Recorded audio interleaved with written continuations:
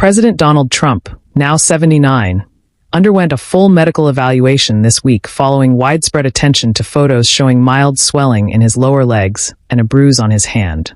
The White House today confirmed that he has been diagnosed with chronic venous insufficiency (CVI), a common, typically benign condition in older adults, after a routine exam by the White House Medical Unit. During Thursday's press briefing, Press Secretary Caroline Leavitt made a point of reading aloud a letter from Trump's physician, Navy Captain Sean Barbabella, DO, in the effort of transparency. She said, "I know that many in the media have been speculating about bruising on the president's hand and also swelling in the president's legs, so the president wanted me to share a note from his physician with you today." Barbabella's memo, which Leavitt publicly released, details how the president noticed mild swelling in his lower legs. In response, a comprehensive examination, including diagnostic vascular studies, was ordered. Venous Doppler ultrasounds of both legs confirmed CVI, described as benign and common, particularly in individuals over the age of 70. The tests, which included echocardiogram, blood panels, and coagulation profile, found no evidence of deep vein thrombosis, DVT, arterial disease, heart failure, renal impairment, or other systemic illness. Barbabella affirmed, "President Trump remains in excellent health." Addressing concerns over the bruise on Trump's hand, meticulously covered with makeup during public appearances, Leavitt said it was consistent with minor soft tissue irritation from frequent handshaking and the use of aspirin, which Trump takes for cardiovascular health. Barbabella echoed that interpretation, describing the bruise as a result of routine hand-to-hand contact. Additionally, recent photos of the president have shown minor bruising on the back of his hand. This is consistent with minor soft tissue irritation from frequent handshaking and the use of aspirin, which is taken as part of a standard cardiovascular prevention regimen. This is a well-known and benign side effect of aspirin therapy, and the president remains in excellent health. Medical authorities clarify that CVI arises when damaged vein valves struggle to return blood from the legs to the heart, causing blood to pool in the lower extremities. According to the Cleveland Clinic, it affects about 1 in 20 adults. Older age, genetics, obesity, and prolonged standing are risk factors. Symptoms can include swelling, heaviness, skin discoloration, varicose veins, and in rare chronic cases, ulcers.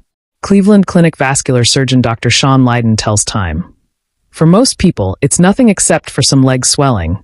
It does not impact prognosis in terms of life expectancy." Dr. John Higgins of UT Health Houston adds that CVI is typically managed with conservative measures like compression stockings, leg elevation, exercise, and weight control, only occasionally requiring outpatient procedures such as venous ablation. Why does this matter now? The concern originated from photos taken at the FIFA Club World Cup on July 13th, where Trump was seen with his pant legs slightly rolled up, exposing swollen ankles. In February, his hand bruise generated debate due to the use of makeup. Leavitt then attributed it to constantly working and shaking hands. This disclosure marks one of the rare health admissions from Trump's team and arrives amid ongoing public scrutiny of the president's age and physical fitness, especially given that he became the oldest president ever inaugurated in January. Trump's diagnosis adds an ironic twist.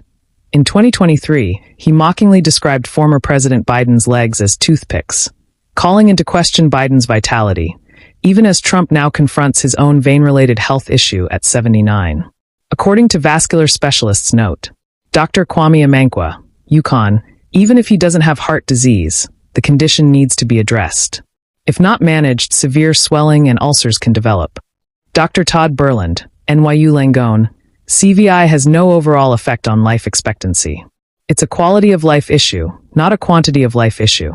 Dr. William Schutza, Texas Vascular Associates, this is mostly kind of an annoying problem, but not a serious or life-threatening issue, adding that regular exercise, like walking more on golf trips, can help reduce complications.